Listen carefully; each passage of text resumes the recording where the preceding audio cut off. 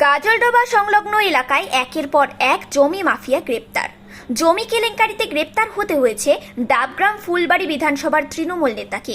বর্তমানে সেই তৃণমূল নেতা পুলিশ রিমান্ডে রয়েছেন। অন্যদিকে শুক্রবার জলপাইগুড়ি গাজলডোবা মিলনপল্লী এলাকায় সরকারি জমি দখল করে ধাবা চালানোর অভিযোগে গ্রেপ্তার হয় উত্তম রায় নামে এক ব্যক্তি। জানা যায় ওই এলাকার বিজেপি নেতা বলে পরিচিত। সূত্রের খবর, বিএলআরও রাজগঞ্জ অভিযোগের ভিত্তিতেই ভোরের আলো থানার পুলিশ এদিন উত্তম রায়কে গ্রেপ্তার করে এবং শুক্রবার জলপাইগুড়ি আদালতে পাঠায়। ঘুমিয়ে হোটেল চলছে, সেখানে তো কেউ যাচ্ছে না। আর আমরা তাহলে কি বাসিন্দা, আপনারা বিজেপি করেন বলেই কি আপনাদের? আমরা অরিজিনালি সেটা কথা, আমরা বিজেপি করি, আমাদের এখানে বিজেপি জেতা, সেজন্য হয়তো তারা আমাদেরকে অ্যারেস্ট করার জন্য ষড়যন্ত্র এটা হচ্ছে। মানে কি আপনাদের চাপে ফেলবে? চাপে ফেলার জন্যই হচ্ছে, নাহলে এটা হবে কেন? কি দলবদল করাবে, এরকম চাপ দেবে? এটা এখনো আমরা কানে আসেনি যে দলবদল করাবে, কি কিন্তু আশঙ্কা করছেন আপনি? আশঙ্কা তো তাই করছি, কিন্তু কি আশঙ্কা করছেন? আমার কথা কি বলুন, যে আজকে যদি করতে হয় সবারটাই তদন্ত করুক, শুধু আমারটা কেন হবে?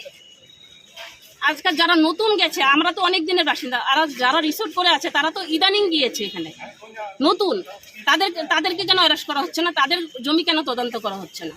এটা আমার এই যে প্রশাসনের কাছে প্রশ্ন, এটা আমার করতেই হবে। কিছুদিন আগে তো ওখানে তৃণমূল নেতার জমি সরকারি সাইনবোর্ড লাগালো, কিন্তু তাদের নামে তো কোনো কমপ্লেন্ট করেনি। আজকে জমির সাইনবোর্ড লাগিয়েছে, সেখানে কিছু একটু ভেঙে দিয়েছে, কিন্তু তাকে তো অ্যারেস্ট করা হলো না। কেন তাকে অ্যারেস্ট করা হলো না? মানে কার জমিতে কথা বলছেন আপনি?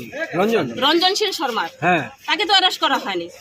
তা উড়াল পুলের মধ্যে তার জমিটা পড়েছে, সেই জায়গাটায় প্রশাসন বলছে তার জমিতে সাইনবোর্ড লাগানো হয়েছে, তার জমি ছাড়তে হবে, সে ছেড়ে দিয়েছে, কিন্তু আমাদেরকে বলা নেই, কোয়া নেই, কোনো কথা নেই।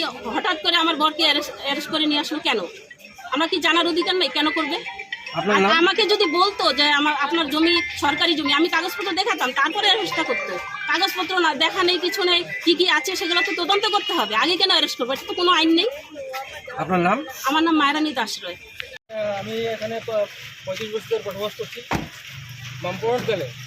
সেই সময় আমাকে বামপুরন সরকার পাট্টা দিয়েছে, সেই পাট্টার উপরে আমি একটা রিসোর্ট করেছি, ছোটোখাটো একটা আমার হোটেল আছে। কালকে আমাকে থানায় ডেকেছিল, আমি জানি না আমাকে কেন থানায় ডেকেছে। ডাকার পরে আমাকে রাস্তা থেকে কিডন্যাপের মতো করে নিয়ে আমাকে তুলে নিয়ে গেছে, এবং পরে নিয়ে যাওয়ার পর আমাকে বলছেন যে আপনাকে অ্যারেস্ট করা হলো।